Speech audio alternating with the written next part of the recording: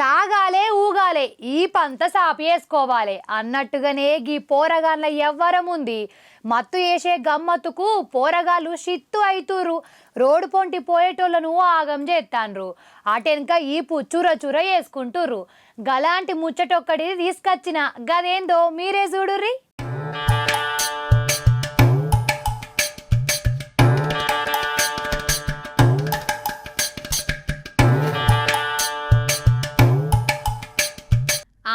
భీమవరం అనే పట్నం ఉంది కదా, ట్రాఫిక్ సిగ్నల్ కాడ ఒక ప్రైవేట్ కాలేజ్ బస్ ఆగింది.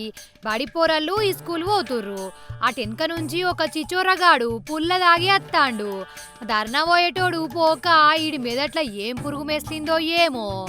అటెనక ఇటెనక తిరిగి తికమక వేసింది కావచ్చు. బస్సులో కూకున్న ఒక పోరని కొట్టిండు. కొట్టుడుతోనే ఉరుకుడు సాలి వేసిండు. గిది చూసిన ఒకడు బస్సు దిగిండు. నక్రాలు చేస్తానవా, దిమాగ్ గిట్ట ఖరాబ్ అయిందా ఏంది అనుకుంటా గట్టిగానే అరుచుకుండు. గాడు నిన్నేం చేసిండ్రా, బడికి పోయేటోన్ని కొట్టినవు అని ఈపు విమానం మోగించిండ్రు. గంతే దెబ్బకు దేవుడే యాదకొచ్చిండు కావచ్చు. అయ్యా అవ్వ అనుకుంటా ఇంటి పొంటి పోయిండు. గమ్మనుండక చిల్లర పనులు వేసి ఈపు చింతపండు వేసుకున్నాడంటే గిదేనేమో.